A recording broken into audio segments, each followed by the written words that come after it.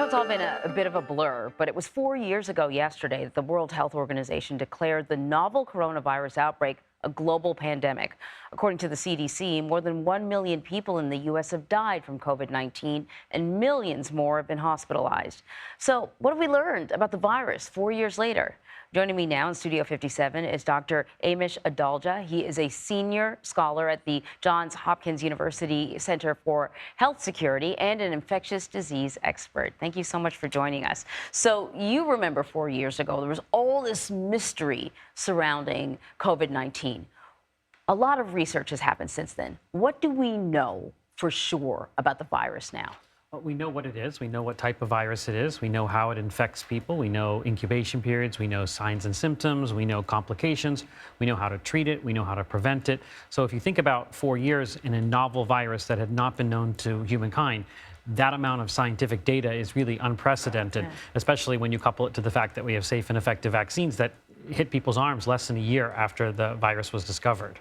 And what remains a mystery about COVID-19? We still don't understand how it first jumped into humans. We know it originates in bats. We don't know what that intermediate animal was. There's also all of those swirling rumors about the lab leak in the Wuhan Institute of Virology. We don't know that. We don't know why certain people get long COVID and certain people don't get long COVID. We don't know why some people have been impervious to infection. There seems to be these people who've never gotten it before. That's also something that's interesting. So there are still important things that we need to learn, and there's going to continue to be developments in terms of new antivirals, better vaccines, longer acting vaccines. All of that's going to be important to learn, and also understanding the seasonality, because it hasn't quite settled into a seasonal virus like other coronaviruses have. And in regards to long COVID, I know there's been a tremendous amount of research. The way in which long COVID manifests, it just seems like there's a wide array of symptoms. So what can you tell us about what we're learning about long COVID? We're learning that maybe about 5 to 10% of people who get infected, for some reason, don't completely get back to their baseline, even 3 months later.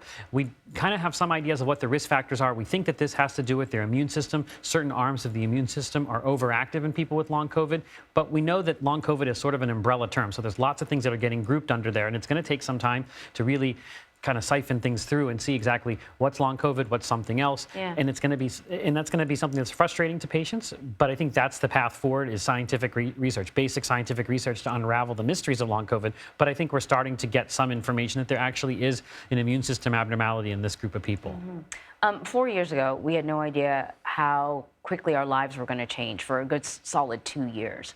But particularly in healthcare, it was a major shift. How has your life changed as a doctor since COVID?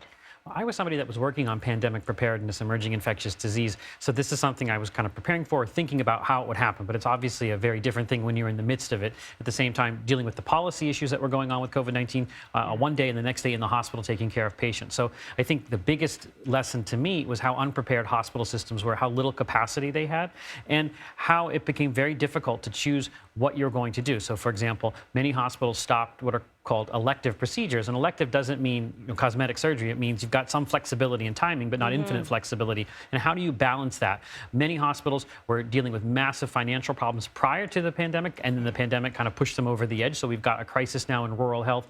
It's just become something that really focused in on the problems in U.S. health, in the healthcare system, and how unsustainable aspects of it are. And the thing is, we're probably not much better now today. If a new pandemic hit hospitals, they would still be under surge crisis conditions with staffing problems. And I think that's something we have to know going forward, that we have to be proactive. Looks like the whole industry is suffering from long COVID to a certain degree. COVID hasn't gone away. Doctor, thank you so much. Thanks.